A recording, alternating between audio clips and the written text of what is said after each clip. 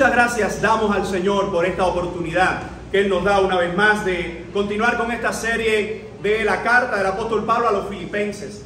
Ya hemos recorrido algunos temas y una de las cosas que recordamos en la carta a los filipenses es que su tema general nos habla de cómo ser nosotros, ¿verdad?, animados, exhortados, fortalecidos por la palabra del Señor para recordar que Cristo es nuestra fuerza, que Cristo es nuestro gozo, que Cristo es la razón de nuestro vivir. Así que ahora, una vez más, viendo esta parte de Filipenses capítulo 2, vamos a hablar hoy de un tema que yo creo que es de esos temas maravillosos de la palabra del Señor.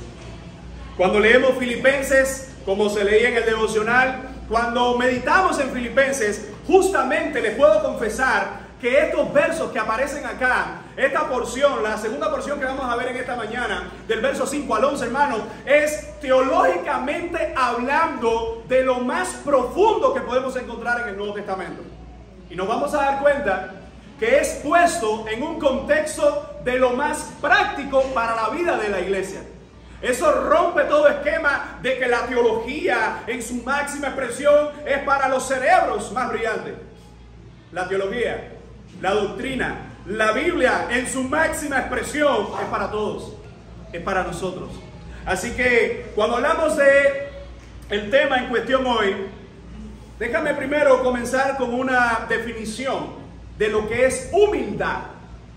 Algo que está perdido hoy, y terminaríamos aquí la predicación, ¿verdad? Humildad, algo que hoy no existe, algo que está perdido. Pero cuando usted busca en diferentes diccionarios va a encontrar diferentes acepciones, y les confieso que me decepcioné mucho al buscar la definición de humildad en muchos de estos diccionarios, porque no es que esté mal la definición, pero según lo que vamos a ver hoy no aplica a lo que es la verdadera humildad. Así que entre todas estas definiciones encontré dos definiciones básicas, y una de ellas es la palabra humildad en el Nuevo Testamento en griego, lo que significa y su relación con la palabra, posteriormente la palabra latina. Así que humildad en griego es tapeinosophrosune. Tapeinosophrosune, no es para que la repita, pero el concepto de esta palabra tiene dos ideas en sí. Una es que está derivado de la palabra tapes y froneo. La idea es pensar, comprender, pero el término va a significar no solo humildad, sino más bien un estilo de pensamiento humilde. Así que más que ser humildad, la humildad no se trata de que me voy a vestir así para ser humilde. La humildad no se trata de que voy a hacer de esta manera o voy a hablar de esta manera para ser humilde. La humildad no se trata que yo no tenga dinero. La humildad no se trata en que yo no tenga recursos o que yo no sea una persona muy reconocida. Eso no es humildad. Humildad, según la palabra griega, tiene que ver con un estado de mente en que la persona entiende cuál es su condición y su posición delante de Dios. Por eso fíjense que también hay una palabra que es humilitas, que es del latín, y este término humilitas se deriva, por supuesto, aquí tenemos el vocablo castellano que viene más adelante, humildad, y esto lo que significa es, la idea de la semántica es que detrás de su raíz está humus, que es tierra. Algunos incluso han dicho que la semántica del vocablo invita a pensar en algo inferior, está a la altura del suelo. Así que si vemos por una parte, la palabra griega para humildad es un estado de mente, de pensamiento, es una condición mental, es un estilo de vida más que una apariencia en la vida. Y el término humilitas en latín tiene que ver con rebajado, tiene que ver con sumisión, tiene que ver con que los demás están por encima de ti. Y básicamente eso es lo que vamos a ver en esta mañana. ¿Cuántos problemas no se desarrollan en la vida y en la vida de la iglesia por falta de humildad? ¿Cuántos problemas no vemos hoy por su antónimo, la arrogancia, por la prepotencia, por ese orgullo malsano que tienen las personas hoy? Muchas personas hoy, cuando ven a otra persona, cuando ven incluso, hermano, esto en el mundo es muy natural. En el mundo es tan normal ver gente arrogante y prepotente. Lo alarmante es que en la iglesia a veces esto también se puede ver. Personas que compiten más que servicio, están compitiendo en lo que hacen unos a otros para hacerlo mejor. Personas que buscan más seguidores que formar discípulos y ser ellos mismos discípulos. He titulado en esta mañana esta predicación con un tema que yo creo que es bastante llamativo, pues nos vamos a referir al Cordero, nos vamos a referir al león de la tribu de Judá. Y así he tratado de unir estas dos ideas en todo lo que vamos a desarrollar en esta mañana: humillado como cordero, exaltado como león. Las dos ideas las vamos a ver en el Nuevo Testamento, haciendo referencia al Antiguo Testamento, de cómo en Cristo se mantenía esas dos grandes ideas. Por una parte se dice que Él es el Cordero, por otra parte se dice que Él es el león de la tribu de Judá. Y hay mucha gente hoy que quiere o prefiere tener una actitud de león, una actitud exaltada y no de cordero. Hay personas que hoy no están luchando por parecerse a nuestro Señor Jesucristo. La pregunta es, ¿cuántos problemas más van a seguirse desarrollando por la falta de humildad, por la falta de unidad, por la falta de una de las palabras que vamos a recordar, aprender en esta mañana? Y es empatía en su raíz básica. El texto que vamos a hablar, el texto que acabamos de leer, nos presenta dos ideas, y así lo voy a separar. En primer lugar, un llamado para todo creyente en los primeros 4 versículos, y en segundo lugar, el ejemplo de todo creyente, de los versos del 5 al 11. En primer lugar, queremos hablar, fíjense cómo dice el verso 1, por tanto que el apóstol Pablo está haciendo una unión del tema que viene desarrollando. Si recordamos, en la predicación anterior estábamos hablando de cómo la idea de Pablo menciona cómo para él vivir se trata de Jesucristo. Cómo en tiempos peligrosos la actitud que él asume y que quiere que los filipenses mantengan es la que en medio de las crisis, de las tribulaciones, Pablo dice en los versículos anteriores, recordemos que para mí el vivir se trata de Cristo y el morir es unirme con Cristo, es ganancia. Ahora, en estos versículos Pablo va a presentar este tema de cómo nosotros debemos asumir hoy una actitud de humildad, hermano. Así que fíjense cómo dice verso 1, por tanto, si hay alguna consolación en Cristo, si algún consuelo de amor, si alguna comunión del Espíritu, si algún afecto entrañable, si alguna misericordia. La cuestión está que cuando leemos estos versos, ese sí condicional en español nos puede dar la doble idea. Si es aquí sinónimo en español de que puede que sí, puede que no. Lo que pasa es que la traducción que se toma en la Reina Valera viene del griego, y en griego no hay un solo sí condicional, sino más bien hay 3 sí condicionales. Pero cuando se traduce se va a poner sí en español, porque en español solo tenemos uno. Y es interesante que el que se está usando aquí es una cláusula condicional de primera clase griego. En español, este sí no está poniendo de que hay 2 opciones, de que puede que sí, puede que no, que es lo más semejante que nosotros tenemos a nuestro sí condicional, aunque el contexto es el que aclara esto. Este sí condicional que usa el apóstol Pablo es, de hecho, hay muchas traducciones más contemporáneas que lo ponen puesto que. Ahora, mire cómo suena cada uno de estos elementos con el puesto que delante. En primer lugar, puesto que tenemos consolación en Cristo, que tenemos consuelo de amor, que tenemos comunión con el Espíritu, que tenemos afecto entrañable, que tenemos misericordia. Y entonces podemos entender de una forma más fehaciente, de una forma más acercada a lo que estaba en la mente de Pablo. Pablo no está diciendo puede que tú tengas o puede que no tengas. Como le está hablando a creyentes, dice, al tú ser un hijo de Dios, ustedes tienen esto. Al pertenecerle a Jesucristo, mira lo que tenemos en Dios. En primer lugar, ¿qué tenemos en Él? Consuelo en Cristo, consolación en Cristo. La palabra consolación viene aquí del término paráclesis o paracleto. ¿Recuerda ese término paracleto? Es el que se usa para una de las personas de la Trinidad. ¿Alguien recuerda cuál? Se usa para el Espíritu Santo. Y fíjense cómo dice que en Cristo tenemos paracleto, tenemos ese consuelo. El término consuelo o consolador, ya sea en este caso el sustantivo del consolador, es aquel que se pone a tu lado. Y fíjense lo que Pablo está diciendo, recordemos. Pablo está escribiendo esto desde una prisión. Y él está diciendo, puesto que tenemos consuelo en Cristo. Tenemos consolación en Cristo, mi amado hermano. ¿Cuántas cosas no vienen a nuestras vidas? ¿Cuántas cosas no sufrimos los hijos de Dios? ¿Cuántas cosas no atravesamos? ¿Cuántas cosas no enfrentamos hoy? ¿Cuántas cosas no estamos pasando nosotros? Y fíjense cómo Pablo dice, puesto que ustedes tienen consolación en Cristo. La pregunta es, ¿puede acaso alguien ser cristiano y no tener el consuelo de Cristo? ¿Puede acaso alguien conocer a Cristo y no tenerle como consolador? Es imposible. Por eso, ¿qué tenemos en Dios? En primer lugar, dice Pablo, ustedes tienen la consolación en Cristo. Ustedes tienen ese consuelo, esa compañía que necesitan. Ahorita los hermanos de la alabanza cantaban una de esas canciones tan maravillosas, Jesucristo basta. En medio de la prueba, recuerda, Jesucristo basta. Para hablar del término de la salvación, Jesucristo basta. Para hablar del término que necesita la iglesia hoy, Jesucristo basta. Por eso dice Pablo en primer lugar, puesto que tenemos consolación en Cristo. En segundo lugar, es casi que sinónimo, dice, puesto que tenemos consuelo de amor. Por supuesto que si tenemos a Cristo, tenemos también su amor. Dice en tercer lugar, puesto que tenemos comunión del Espíritu. Esa palabra comunión viene del griego koinonía.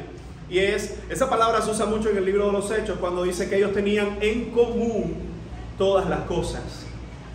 Compartían unos con otros, ¿verdad? Se quitaban de lo que tenían para darle a los demás. Ahorita la hermana hablaba en su devocional de cómo hoy lo que estamos viendo, ¿qué cosa es? La gente más amargada, pensando en uno mismo, sin pensar en los demás. Pero fíjense cómo dice la palabra del Señor, puesto que tenemos comunión del Espíritu, coinonía con el Espíritu de Dios. ¿Y cuál es la obra del Espíritu Santo en nuestras vidas? Alentarnos, confortarnos, ¿verdad? Reprendernos, recordarnos su palabra, exhortarnos en ella, ¿verdad? Fortalecernos en ella. Y dice Pablo, puesto que ustedes como hijos de Dios tienen comunión en el Espíritu. Y es como que el tema se está tornando ahora un poco más serio. Pues Pablo está diciendo, ya que ustedes tienen consolación en Cristo, ya que ustedes tienen consuelo de amor, ya que ustedes tienen comunión, coinonía con el Espíritu, y hay dos cosas más, dice, ya que ustedes tienen afecto entrañable. Esa idea de afecto entrañable es ese amor que Dios derrama sobre sus hijos. Y tú y yo podemos hablar del amor de Dios no solo por lo que leemos en la palabra. Ella es suficiente, ella es necesaria para que toda nuestra doctrina sea basada con lo que leemos en la palabra, pero también lo que experimentamos en nuestras vidas. ¿Acaso alguien acá puede decir, no, yo no, pastor, yo no sé lo que es el amor de Dios? Bueno, alguien pudiera decirlo, pero evidentemente eso solo lo puede decir alguien que no conoce todavía a Dios. Porque aquellos que conocen al Señor dicen, su amor es tan grande para conmigo que solo entiendo una cosa, que no lo merezco y aún así me sigue amando. ¿Alguien puede decir amén a eso? Amén. Ahora, en primer lugar, después que Pablo dice las cosas que tenemos, 5 cosas que hablan de lo que tenemos en Cristo, miren lo que Pablo pide ahora en el versículo 2 al 4. Dice, completad mi gozo sintiendo lo mismo, teniendo el mismo amor, unánime, sintiendo una misma cosa. Verso 3, nada hagáis por contienda o por vanagloria, antes bien con humildad, estimando cada uno a los demás como superiores a él mismo, no mirando cada uno por lo suyo propio, sino cada cual también por lo de los otros. Hay 3 cosas de suma importancia que Pablo pide a la iglesia. 3 cosas, y es que esto yo lo veo de una forma tan hermosa, que Pablo primero, como decimos nosotros, tenemos una de las frases, hay que poner primero, ¿qué cosa? El parche antes que se abra el roto, ¿verdad? Ante la gotera, vamos a poner el parche primero para que por ahí no salga nada. Qué interesante que Pablo está diciendo, puesto que ustedes tienen esto, en otras palabras le está diciendo, no hay justificación para lo que les voy a pedir ahora. Es como que alguien está jugando béisbol o va a jugar béisbol y dice, no podemos jugar. ¿Por qué no pueden jugar? Bueno, si tienen los implementos deportivos, tienen todo lo necesario, tienen los 18 jugadores que hace falta para conformar los 2 equipos, tienen el terreno, puesto que tienen todo esto, les voy a pedir una cosa, jueguen. ¿Qué impide que jueguen? No, es que una cosa es cuando uno busca justificaciones para no hacer las cosas, y otra cosa es cuando usted ignora que tiene todo lo necesario para hacer las cosas. Fíjense cómo Pablo dice, puesto que tienen todas estas cosas en el Señor, completen mi gozo. Recordemos que uno de los temas recurrentes en la carta a los Filipenses es el gozo cristiano, es la vida cristiana. Y el gozo cristiano, hermano, una definición, hay varias, pero una definición del gozo cristiano es estar seguro en el Señor.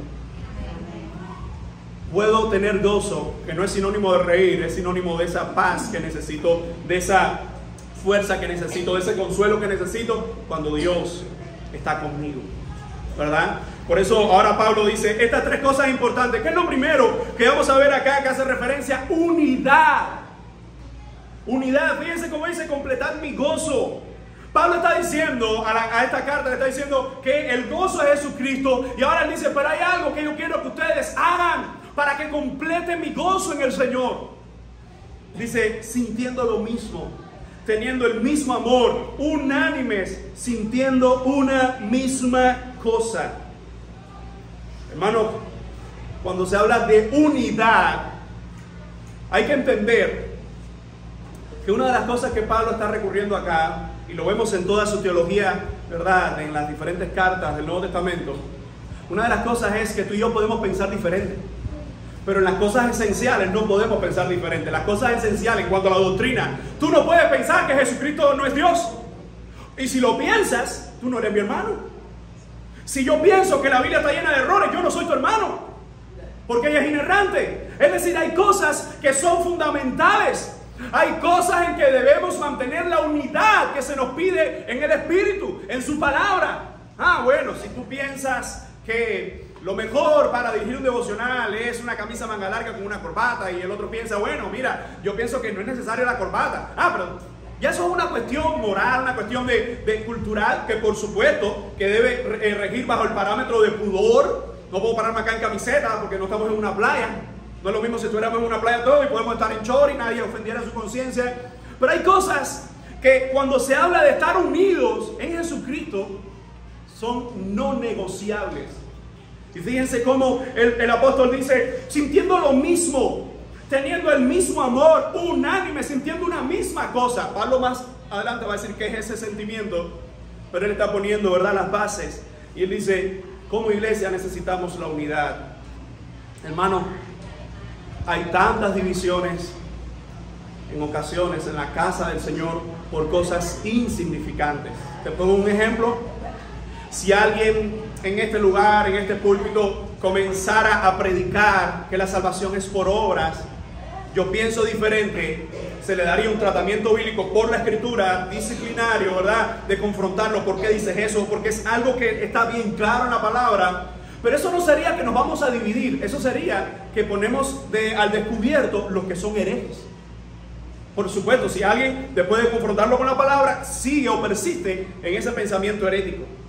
Pero eso no es estar desunidos, eso es estar claros en lo que creemos. Estar desunidos es que a mi hermano le gusta que el domingo en la mañana terminemos 2:30, al otro le gusta que a las 12, y no, y eso no es de Dios. Yo me paro 11:30 y me voy, eso. A veces iglesias que se han dividido porque unos querían pintar el templo de azul clarito y el otro quería amarillito, y se dividen. Hay tantas divisiones por razones absurdas, y quien sigue ganando terreno en esas divisiones es el mismo Satanás. Hermanos, no tenemos que pensar igual. E incluso cuando cometemos errores, cuando es imposible que una familia no tenga problemas. Cuando alguien dice, no, en mi casa ahí todo el mundo dice lo mismo. Bueno, evidentemente en tu casa nadie habla, ¿no? No, ahí todo el mundo piensa igual. Bueno, evidentemente ahí uno está pensando y el resto dejó de pensar, porque es imposible que todo el mundo piense igual. Pero como Pablo está diciendo, teniendo el mismo amor. Fíjense que cuando se habla de unidad, el término recurrente aquí es: no puede haber unidad si no hay amor. No puede haber unidad en el cuerpo de Cristo si Cristo no está ahí.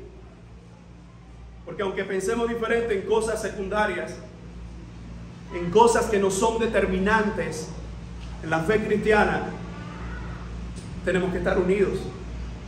Y no es una falsa unidad, como sabemos los medios.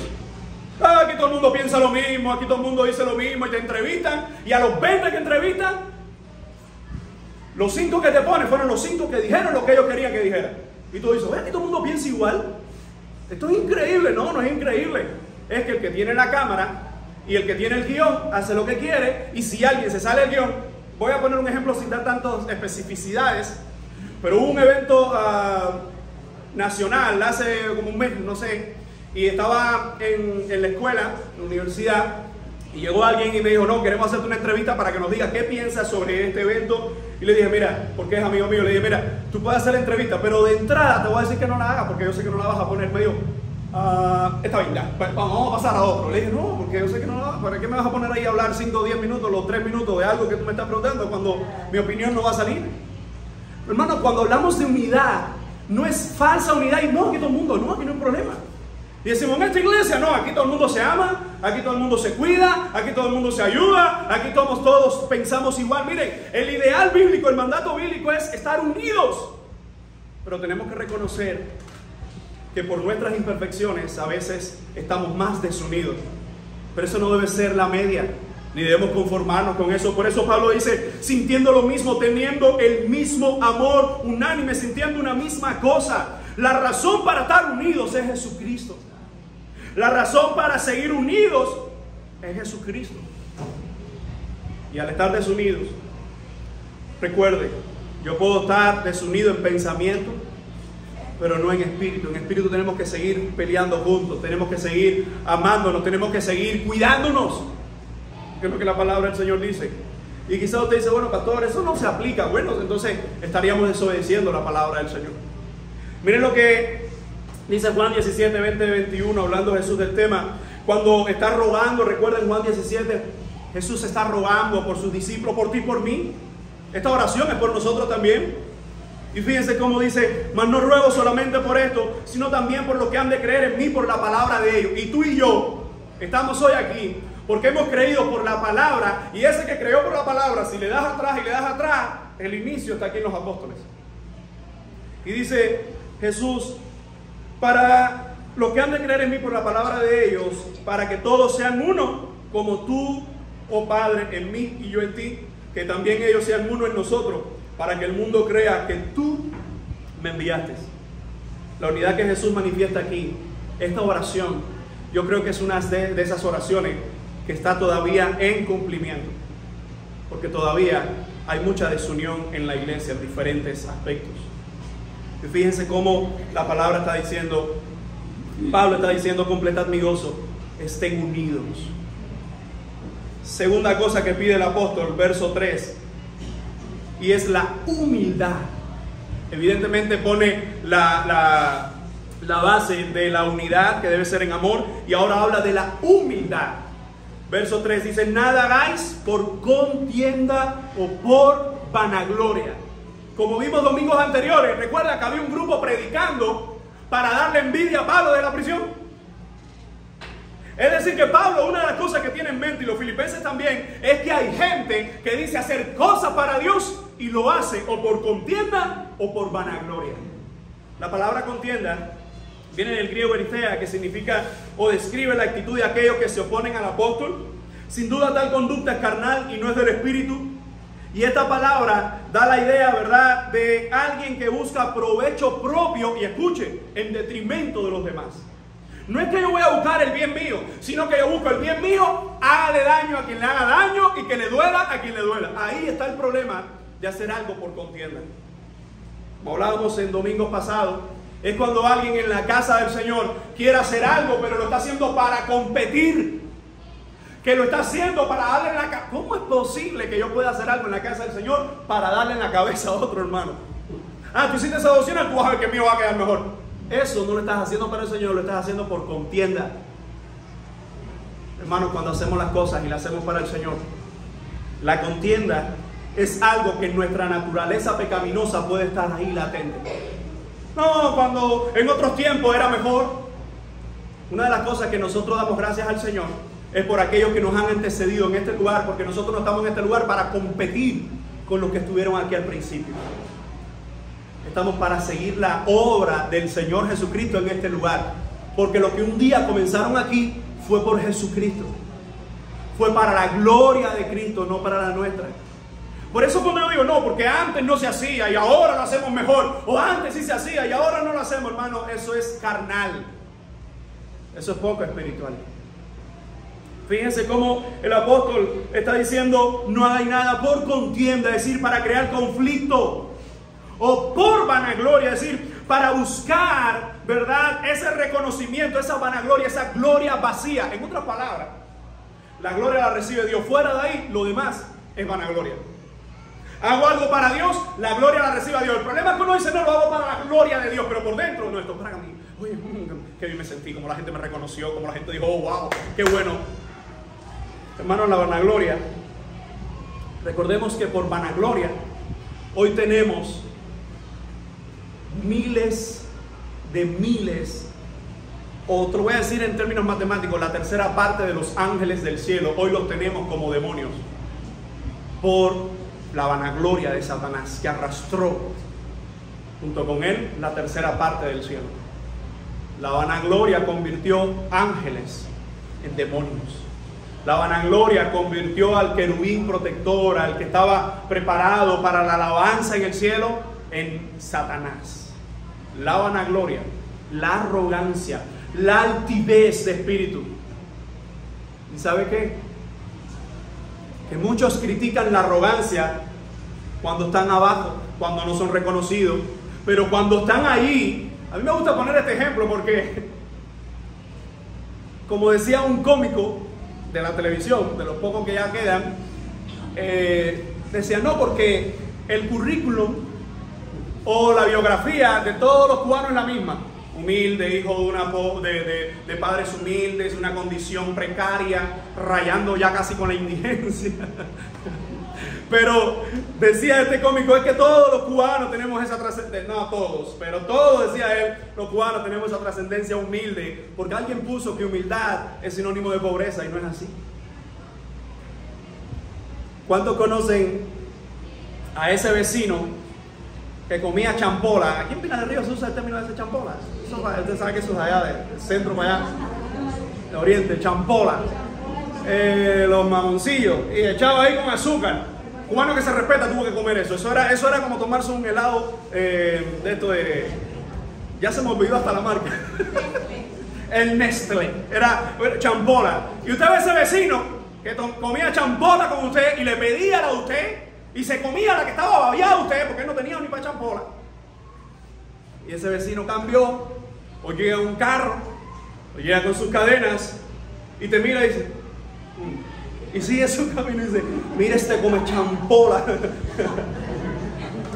Hermanos, la altivez es algo innato en la naturaleza pecaminosa.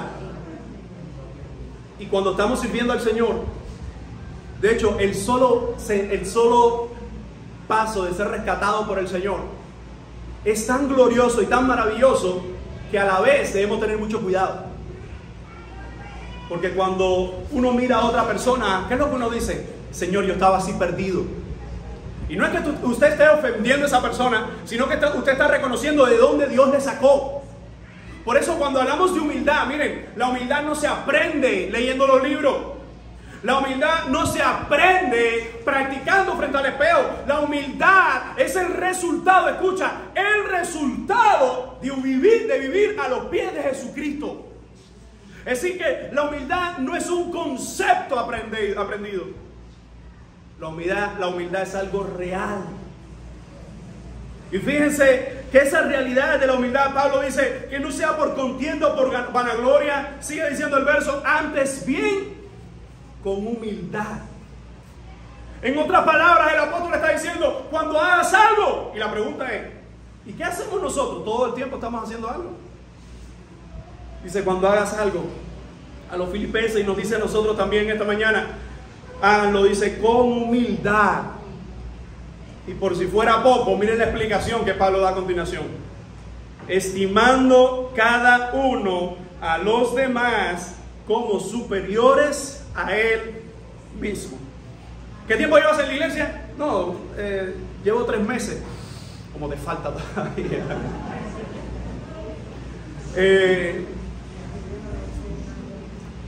Les conté en un momento que en el primer viaje a Inglaterra, todos lo saben, Dios me dio la oportunidad de estar en Cambridge. Cuando dices Cambridge, tú no estás diciendo Universidad de Ciudad de Ávila, tú estás diciendo Cambridge. Una de las 3 universidades más fuertes en el área, por lo menos de las lenguas bíblicas.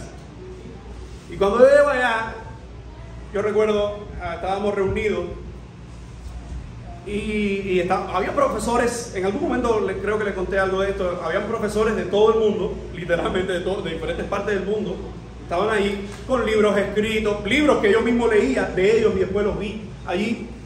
Y el primer día llegaron cubanos, fue un programa de preparar cubanos.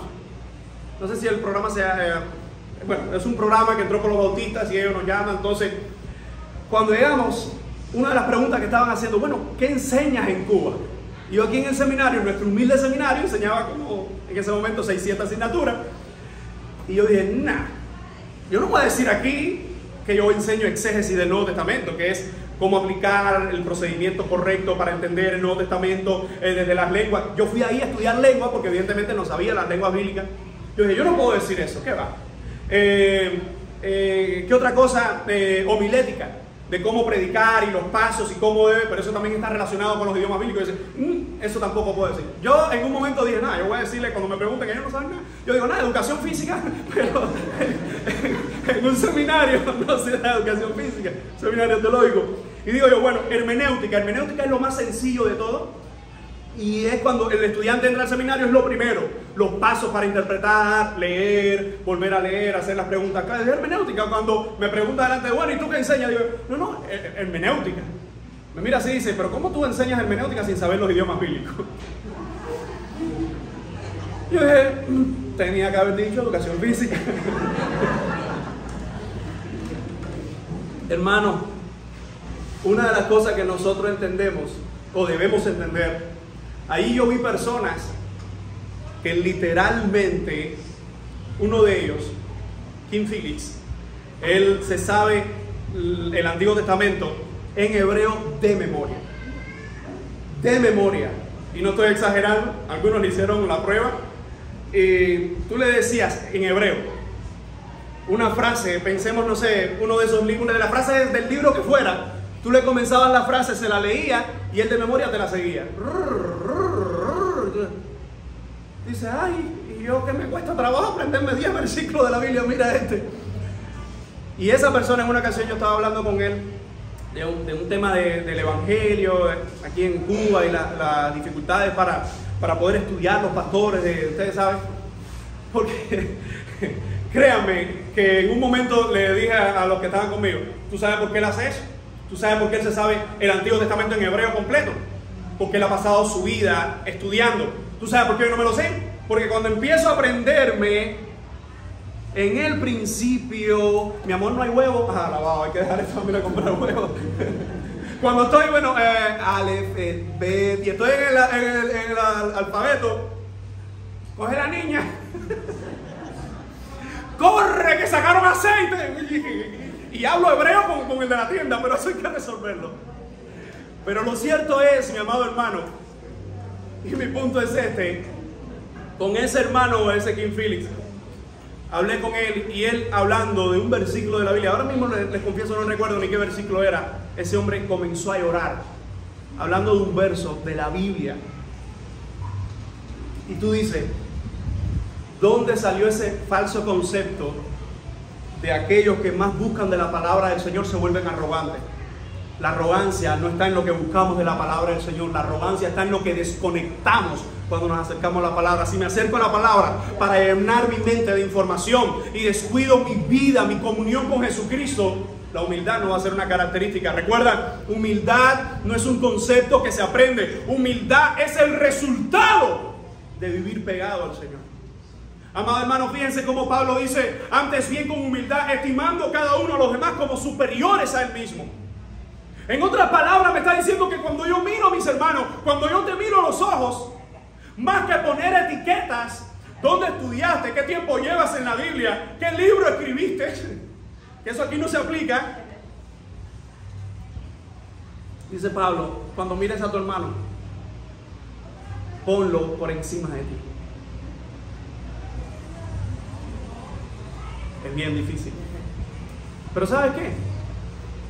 No es tan difícil cuando uno entiende en la Escritura que literalmente tu hermano es mejor que ti en muchas cosas, mejor que tú en muchas cosas. Te pongo un ejemplo. Los dones espirituales son dados a la iglesia, pero no todo el mundo tiene todos los dones. Significa que mi hermano tiene un don que yo no tengo ya en esa área. Evidentemente, él está para ministrarme a mí, no para ser mayor que yo, pero para servirme a mí, y es mejor que yo en esa área. Así que la misma palabra del Señor, desde la idea de los dones espirituales y desde lo que nos recalca Pablo, está diciendo, antes bien con humildad.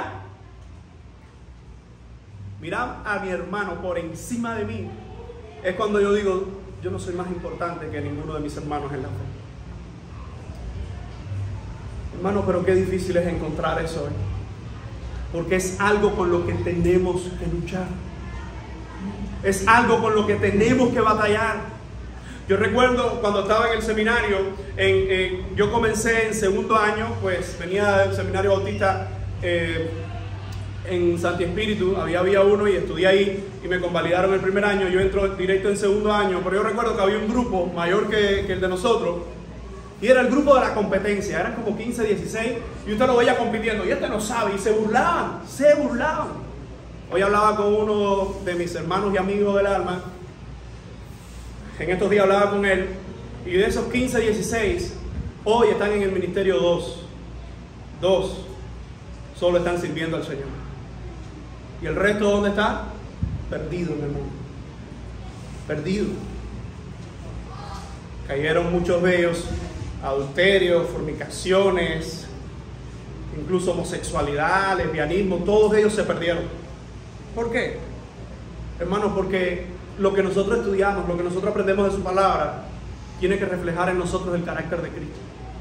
Y mientras más aprendemos de su palabra, más el carácter de Cristo tiene que mostrarse a los demás.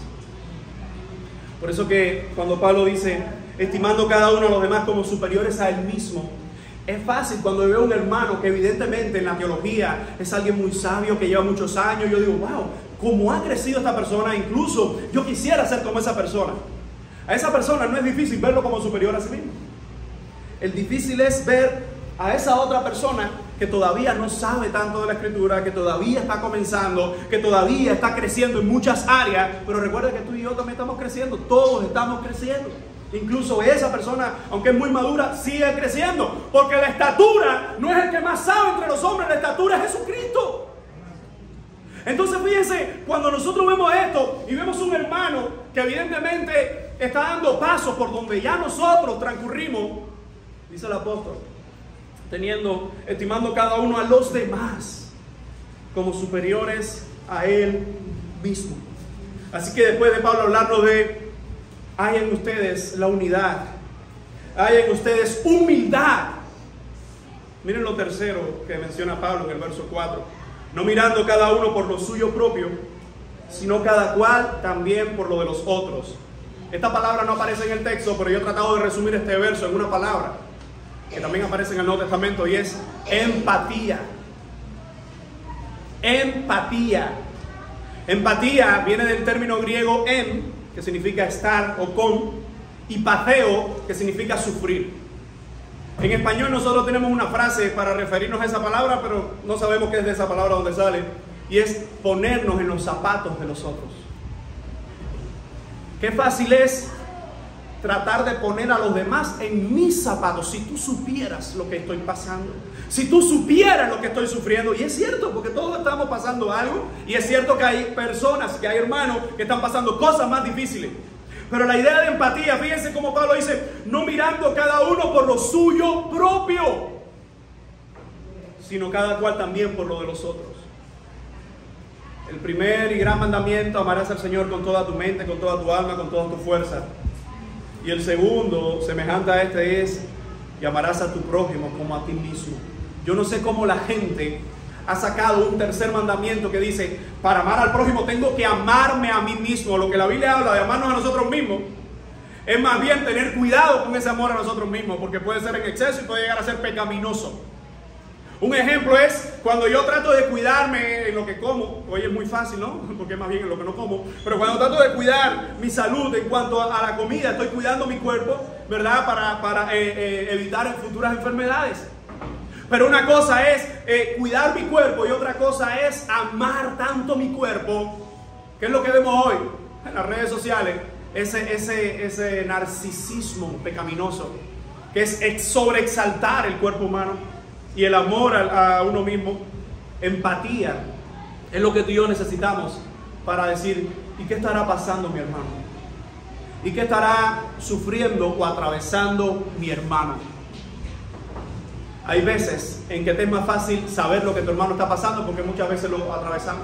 Yo recuerdo hace unos días que, como Leo me decía, el dolor que todavía lo tiene, ¿verdad? De la cintura, la sacrolumbar, y le decía, oye, estamos igual, y hablábamos tirados del piso 1 para piso 2, con dolor de sacrolumbar, y más o menos sé, y como él me decía, ¿no? que tenía que hacer todas las cosas y seguir luchando para la casa, ¿quién lo va a hacer? Pero hay veces en que nosotros no sabemos lo que está pasando a nuestro hermano porque no lo hemos pasado. Cuando alguien te dice, no, perdí un hijo, y quizás tú no has pasado, Dios permita que no pasemos por eso, pero tenemos en medio de nuestra gente que ha sufrido eso. No, perdí un padre, perdí un hermano, le dijeron a mi familiar tal que tiene cáncer y está en un estado terminal. Aun cuando no sabemos lo que nuestro hermano esté pasando, aun cuando no hemos pasado nosotros por eso, empatía es, estoy aquí contigo, ¿cómo te puedo ayudar? Fíjense cómo Pablo dice, no mirando cada uno por lo suyo propio, sino cada cual también por lo de nosotros. Usted recuerda hace tantos años atrás que salió esa javita, lo mío primero. Y decía, lo mío primero, claro. Por eso es que hoy usted ve una cola que viene hoy. Antes decía, no, que la juventud está perdida. La juventud nada más. Porque he visto viejitos que se cuelan más que la juventud. La juventud está perdida y se encontró en esa perdición con los viejitos también. Gente que aprovecha una discapacidad para resolver y para revender. Y pasa. Y sacan un carnet que es mentira, otros sacan un carnet que es verdad, pero también para sacar más beneficio. Hermano, pensar en los demás, una vez más, también es difícil. Por eso es que se nos presenta un llamado. ¿Cuál es el llamado para el cristianismo? Empatía.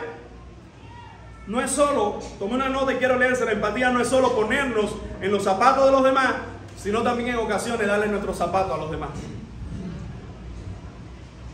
Hermano, a veces, ¿cuál es el grito de muchas hermanas? ¡Ay, no tengo ropa! Y el esposo dice, no tiene ropa. Sí, porque para una mujer no tengo ropa es muy diferente para cuando un hombre dice no tengo ropa. Bueno, de hecho, nosotros no decimos no tengo ropa.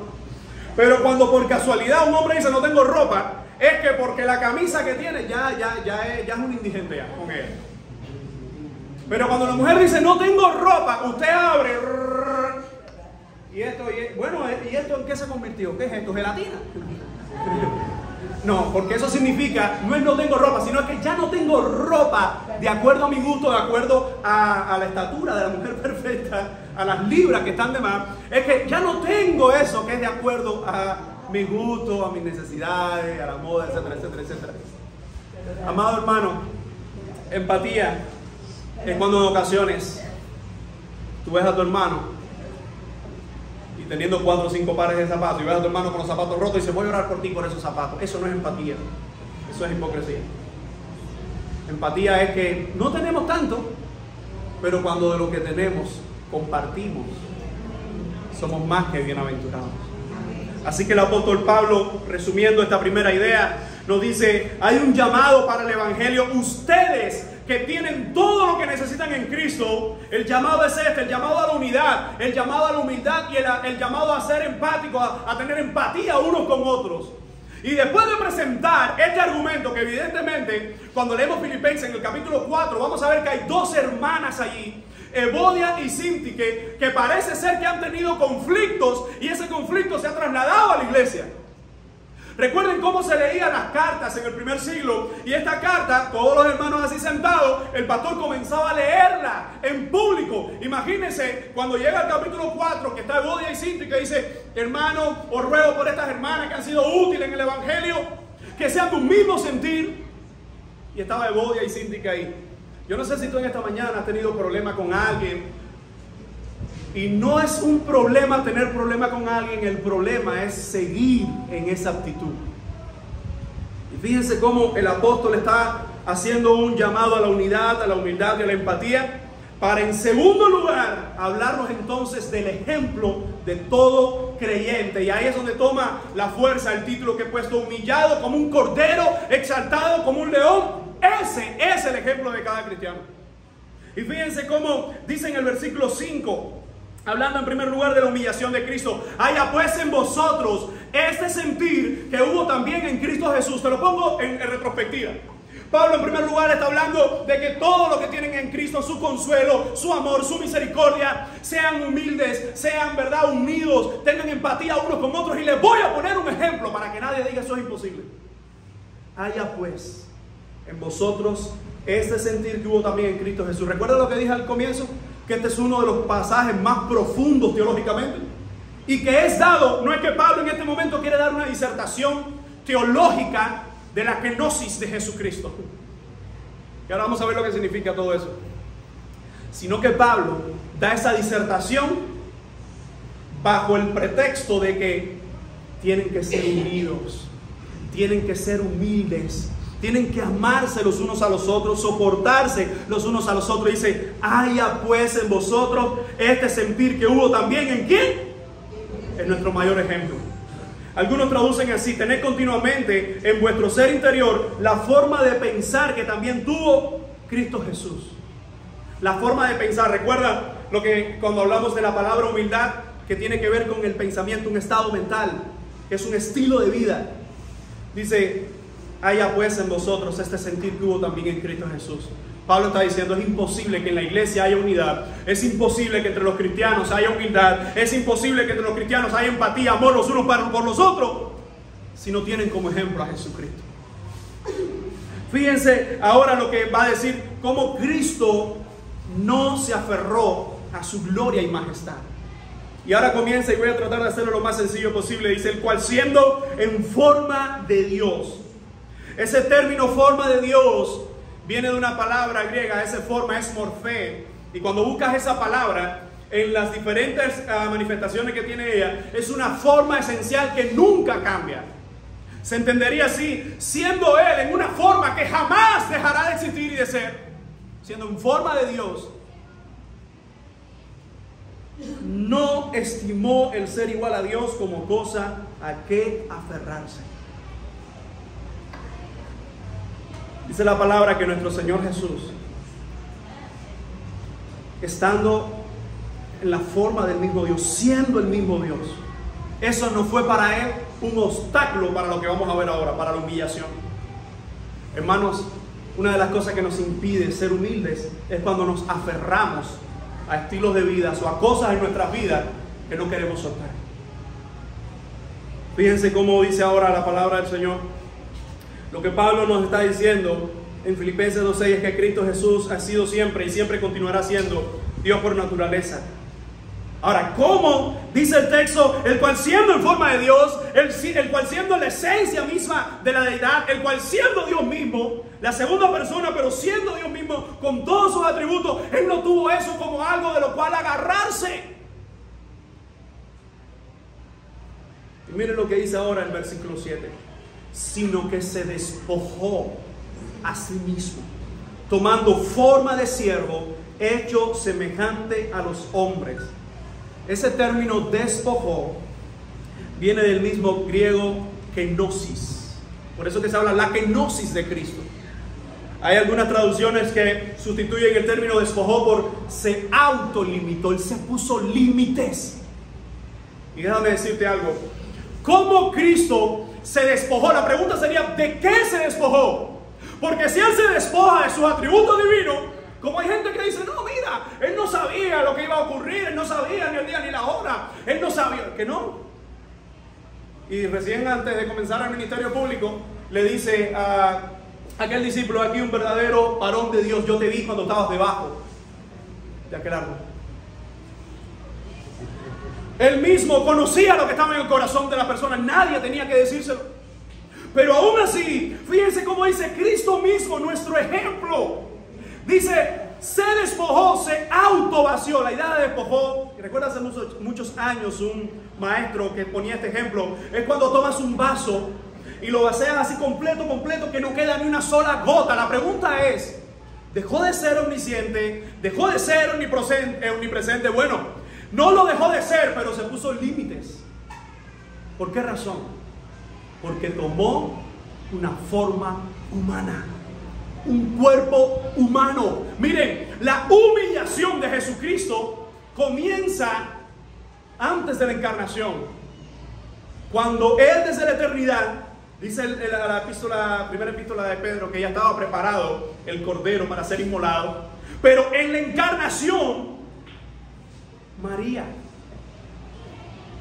hermanos, yo no sé qué piensa usted de eso, si tiene alguna trascendencia católica, pero María era una pecadora, que fue especial, que fue separada, que fue preparada, no lo dudo. ¿Pero hay acaso alguien que no sea pecador? ¿Hay acaso alguien que no cometa pecado? Desde la concepción se comienza a limitar el mismo Cristo. ¿De qué? Yo te digo mi humilde opinión, yo creo que eso tiene mucha relación con su gloria y con su majestad.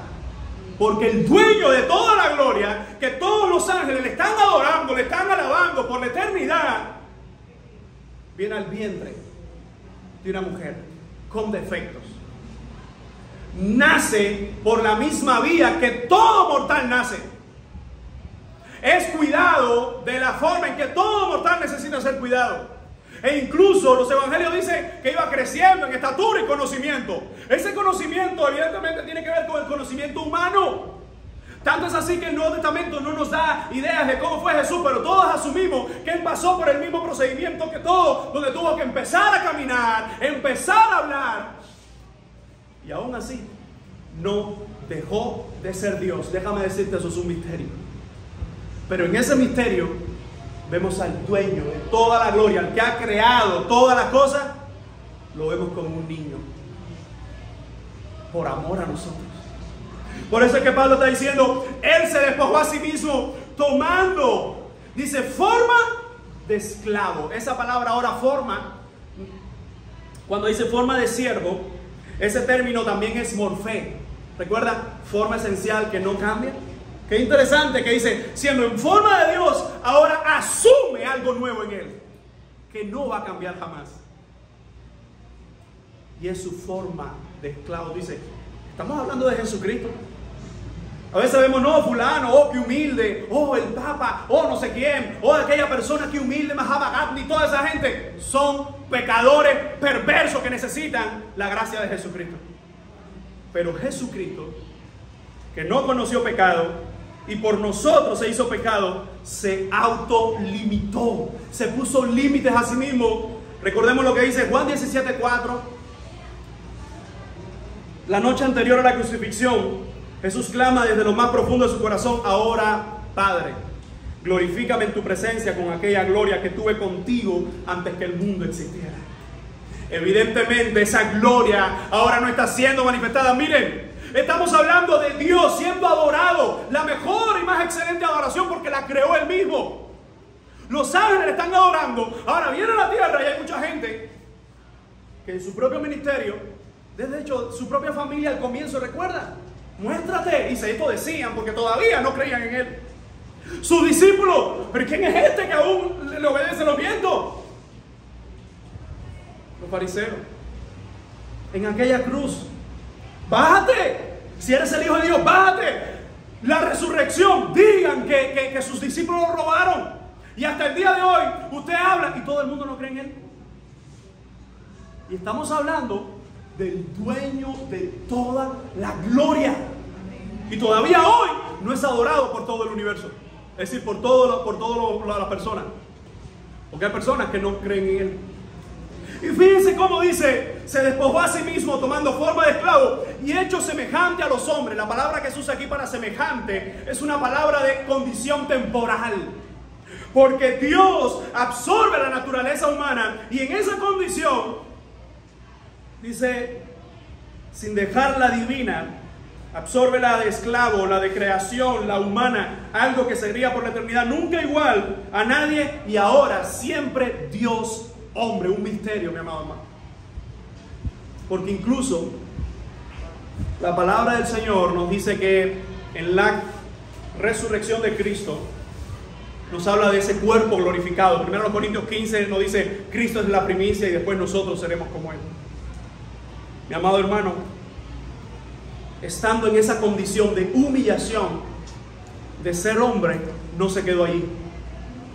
Dice el versículo 8, y estando allí en la condición de hombre, se humilló a sí mismo, haciéndose obediente hasta la muerte y muerte de cruz. ¿Qué es la muerte? Quiero que pienses en esto. Nosotros no fuimos diseñados para morir. Adán y Eva no fueron creados para morir. ¿Qué es la muerte? La muerte es la primera y gran consecuencia del pecado del hombre. Es decir, en el diseño de Dios, la muerte es rebelarse contra su diseño. Y Él escogió la muerte. Lo que tú y yo, de lo que tú y yo merecemos, de lo que tú y yo somos culpables, Él lo escogió para vencer esa muerte. Como dice el apóstol Pablo, ¿dónde está, oh muerte, tu aguijón? Porque hasta ese momento todos morían, ni nadie podía vencer la muerte, hasta que el dador de la vida, al ser Dios hombre, como hombre evidentemente puede experimentar la muerte, como Dios evidentemente, y solamente Él puede dar la vida. Por eso que cuando hablamos de la humillación, dice, estando en esa condición, siguió humillándose. Amado hermano, lo hablamos en algún momento de cómo una de las cosas más vergonzosas que tenía la muerte era la desnudez. El Hijo de Dios, el que era adorado por la eternidad, ahora por un grupo de perversos, pecadores, está siendo avergonzado. Bájate. Siendo obediente hasta la muerte y muerte de cruz. ¿Qué es la maldición? La maldición es una vez más el resultado de la desobediencia a Dios. Dentro de la maldición está la muerte, está la enfermedad, está el dolor, está todo lo que nosotros pasamos hoy como consecuencia del pecado. ¿Y sabes qué? Jesucristo no solo escogió la muerte, también fue maldito. Tú dices, ¿cómo? Él escogió ser maldito. Te lo voy a leer. Gálatas 3:13. Cristo nos redimió de la maldición de la ley, hecho por nosotros maldición, porque está escrito, Deuteronomio 21:23, maldito todo el que es colgado en un madero. Tú dices, mi Cristo, nuestro Dios, la segunda persona de la Trinidad, escogió la muerte, y no cualquiera. No el sistema de muerte judío, que es apedreamiento. Escogió el sistema de muerte romano. Y en esa cruz Él fue maldito por nosotros. ¿Se da cuenta de la hermosura de esta teología, de esta doctrina, la profundidad? Y esto es dado en un contexto que tenemos que estar unidos, que tenemos que pensar en los demás, amarnos. Y eso es difícil, hermano. A veces nosotros fallamos en eso. Pero fíjense cómo, porque no se queda aquí. La humillación de Cristo no se queda aquí. La película no termina aquí. Sigue entonces, después de hablar de esa humillación hasta el extremo, miren lo que dice el verso 9. ¿Por lo cual qué? Por lo cual, como Él se humilló, como Él se autolimitó, dice, también le exaltó hasta lo sumo. Aquellos que toman nota, ese exaltó hasta lo sumo, si usted quiere, póngalo entre paréntesis, porque eso es una sola palabra griega, que es hiperupso. Hiperupso. Si lo toma bien, si no, después me lo pregunta fuera de la clase. Hiperupso. Esa palabra, donde único aparece en toda la Biblia, es en este versículo. No aparece nunca más. Y se usa para hablar de lo que el Padre hizo con el Hijo. Exaltarlo como nunca antes y nunca después a nadie más. ¿A quién? A Jesucristo. Dice, le exaltó hasta lo sumo y le dio un nombre que es sobre todo nombre. Ahora aquí hace un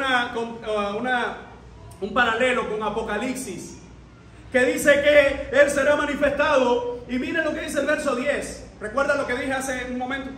Que no todo el mundo hoy le adora. No todo el mundo hoy cree en Él. Miren lo que dice el verso 10. Para que en el nombre de Jesús se doble toda rodilla de los que están en los cielos, en la tierra y debajo de la tierra, y toda lengua confiese que Jesucristo es el Señor, para gloria de Dios Padre. Vamos a ver rápidamente antes de terminar esta idea. Dice, por lo cual, como Él se humilló, Dios le exaltó como nunca antes a nadie más, y nunca más nadie será exaltado de esta manera, y le dio un nombre que es sobre todo nombre. Hay un misterio, porque algunos dicen, ¿cuál es ese nombre? Porque habla en el Apocalipsis, será dado mi nombre nuevo. Algunos dicen, bueno, tiene que ver con el mismo Jesús. Bueno, lo que sí menciona este verso, para que en el nombre de Jesús, y recuerden que cuando Pablo estaba persiguiendo a la iglesia, que se le aparece a Jesús, le dice, ¿y cuál es tu nombre? Dice, Jesús, al que tú persigues. Ese nombre de Jesús, de Jehová de salvación, no sabemos si tiene que ver exactamente con ese nuevo nombre. Lo que sí sabemos que Jesús, su nombre revelado, su nombre dado, dice, fue exaltado, se le dio ese nombre, para que en el nombre de Jesús se doble toda rodilla. Dice en primer lugar de los que están en los cielos. ¿Quiénes están en los cielos? Cuando se habla de los cielos, no está hablando de este cielo físico, pero está hablando de toda la legión de ángeles. Ahí se mencionan ángeles, arcángeles, serafines, querubines, toda esa manifestación gloriosa. Ojo, que ya no será la primera vez en que ellos le van a adorar. Ya ellos la adoraban antes de que el mundo existiese. Todos ellos le van a adorar, pero esto se pone bueno. ¿Quién más?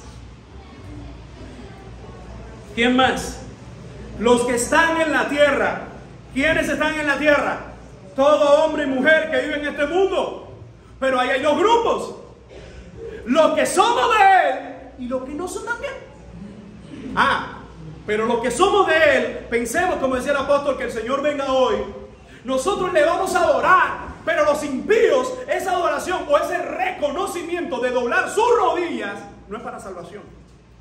Es para reconocer que aquel el cual nunca han querido obedecer, aquel el cual nunca han querido adorar, es el Rey de reyes y Señor de señores, aunque ellos no le han dado adoración. Hermano, esto es serio. Esto es serio. Porque tanta gente que vemos hoy que dice, a mí no me interesa Dios, yo no quiero saber de Dios.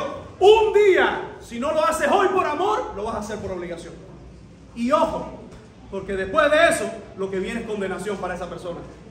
Dice, para que todo, en el nombre del Señor Jesús, dice, toda rodilla se doble, los que están en los cielos, los que están en la tierra, y ojo con lo que dice ahora, y los que están debajo de la tierra. Evidentemente, esto es una idea metafórica, porque aunque no sabemos físicamente dónde está el infierno, dónde está el cielo, la Biblia sí usa para darnos una referencia metafórica, arriba en los cielos, abajo en la condenación, y dice, los que están debajo de la tierra. Incluso aquellos condenados por sus pecados, que nunca se arrepintieron. Y ahí entrarían, hermanos, también los que estarán condenados por la eternidad, que son las personas, pero también esos ángeles que se convirtieron en demonios con Satanás. Pero también toda esa manifestación del falso profeta, todos esos perversos, dice, doblarán su rodilla delante de Él. Y lo hermoso de esto, mi hermano, es que dice, y toda lengua confiese que Jesucristo es el Señor. ¿Tú confiesas hoy que Jesucristo es el Señor? Un día tú y yo confesaremos que Él es el Señor. ¿Por qué? Porque si estamos aquí en la tierra, como sus hijos, le vamos a confesar. Pero si ya partimos y estamos en la presencia del Señor, desde los cielos, le vamos a confesar a una voz, Jesucristo es el Señor. Hoy Jesucristo es nuestro Señor. Pero el día de mañana, cuando venga en su trono de gloria, en su manifestación gloriosa, a exterminar a sus enemigos, yo le doy gracias al Señor, porque por su gracia hemos sido salvos. Y yo soy del grupo que le dirá, Señor, gracias, porque tú has sido, eres y por la eternidad serás mi Señor. Jesucristo es Señor. En griego se diría Kurios y Jesús Christos. Déjame decirte, yo no digo o yo no pienso Como algunos amigos que dicen, eso todo el mundo lo va a decir en griego. Yo no creo que eso va a decir en griego. Yo sé que todo el mundo en su lengua, tribu, nación, lo que sea, vamos a confesar y se va a entender que Él es el Señor. Pero en griego suena Kurios Jesús Christos. Kurios, Él es el Señor. ¿Quién? No el César, no los gobiernos de esta tierra, no la Unión Europea, no las potencias de este mundo, no la gente más poderosa de este mundo. Solo hay un Kurios, y ese es Jesús el Mesías, Jesucristo. Y fíjense cómo termina Pablo: y toda lengua confiesa que Jesucristo es el Señor. ¿Para qué? Para gloria de Dios Padre. Después de Pablo llamarnos a la unidad, a la humildad, a la empatía, partiendo de todo lo que tenemos en el Señor, que tenemos su consuelo, que tenemos su misericordia, que tenemos su amor, que tenemos, ¿verdad?, su ejemplo, mostrándonos su ejemplo, nos dicen: Él se humilló hasta lo más bajo y fue exaltado hasta lo más grande. El Cordero fue humillado. Pero escucha, la humillación más grande del Cordero no fue la que los hombres le dieron, fue la que Él mismo se autoimpuso, que nadie le obligó. Él se humilló por amor a nosotros y Dios le exaltó por amor a su propio nombre. Amado hermano, ¿cómo unir estas dos ideas? La humildad, unidad, empatía en la iglesia con el ejemplo de Cristo. Es bien sencillo, como mismo lo hizo el apóstol. Puesto que tienen consuelo en Cristo, puesto que tienen consuelo de amor, puesto que tienen misericordia, puesto que tienen la unidad, todo lo que necesitan en el Señor, amaos unos a otros, completad mi gozo, tomando el ejemplo de Cristo. Yo le doy gracias al Señor porque Él, humillado como cordero, pero es exaltado como león. Solo Él es digno de toda la gloria. Y en nuestras imperfecciones, en nuestros problemas, mostremos nosotros y sigamos nosotros el ejemplo de Cristo. Mi amado hermano, vamos a orar. Señor, gracias por tu amor, gracias por tu palabra. Ayúdanos a ponerla en práctica. En tus manos estamos y solo a ti te damos la gloria y la honra. Te pedimos que seas en medio nuestro. Te suplicamos, oh Dios, que nos ayudes a poner en práctica tu palabra. Gracias por el ejemplo de Cristo. Gracias, Señor, por que Él se humilló por amor a nosotros y fue exaltado por amor a tu propio nombre, oh Dios.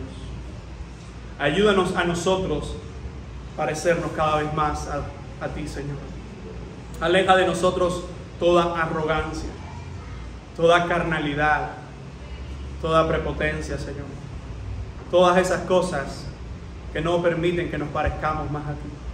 En tus manos estamos y te damos gracias porque hoy adoramos al Cordero y al León, a Jesucristo, el único Rey y Señor de nuestras vidas y del universo. En el nombre de Jesús te damos gracias y te decimos amén.